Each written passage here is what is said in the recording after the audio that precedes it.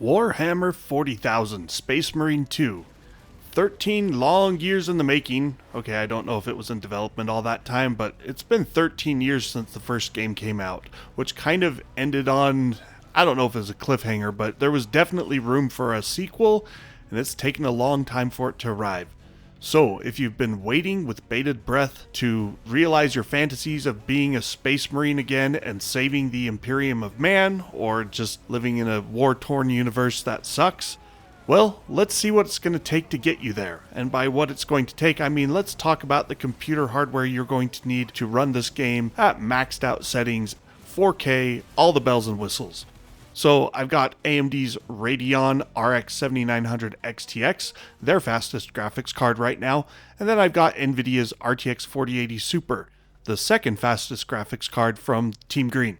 And I'm going to see how they run at different resolutions and settings.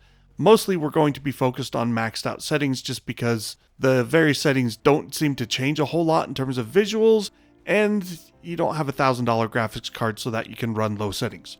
So 1080p ultra settings, temporal anti-aliasing with 100% scaling, so we're not using any upscaling here. And you can see that both of these cards are chugging along, no problems. They're breaking 120 frames per second on average, and the AMD card is a little bit faster, but it's not a huge difference.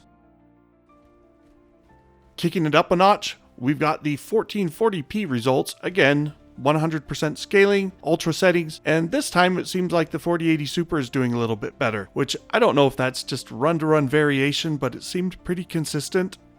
This is a brand new game, so there is more chance for there to be bugginess and just other weird influences that impact performance. But overall, the Nvidia card is about 120 FPS on average, and the 7900 XTX is getting about 115 FPS. So we've swapped sides a little bit, but both remain imminently playable. And let's go ahead and hit the final setting of 4K. 4K is very demanding. It typically runs about half as fast as 1440p, and that's pretty much what we see here. The 7900 XTX takes the lead again, this time averaging around 65 frames per second compared to the 4080 Super's 62 frames per second. And neither one is perfectly maintaining 60 FPS. So, especially if you've got a high refresh rate monitor, you would probably want something more. And the way you get something more is by turning on upscaling. So that's our last look at things. And we've got two ways of running upscaling on the Nvidia card. It can either use DLSS or it can use AMD's FSR2. The game doesn't have FSR3 for whatever reason. It doesn't have frame generation on either API, but we've got upscaling. And with upscaling on quality mode, we're getting just over 100 frames per second with the Nvidia RTX 4080 Super, whereas the 7900 XTX tops out at around 95 frames per second. And different areas of the game are going to run a little differently.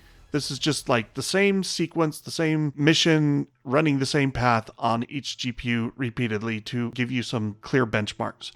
You can see how the various other GPUs that I've tested stack up. Go check out my full video for the full rundown of all 6 GPUs, but this is the condensed look just at the high-end AMD and Nvidia cards. Hope you enjoyed this. Thanks for watching. Please like and subscribe and sound off in the comments and let me know what else you'd like to see tested. Until next time, take care.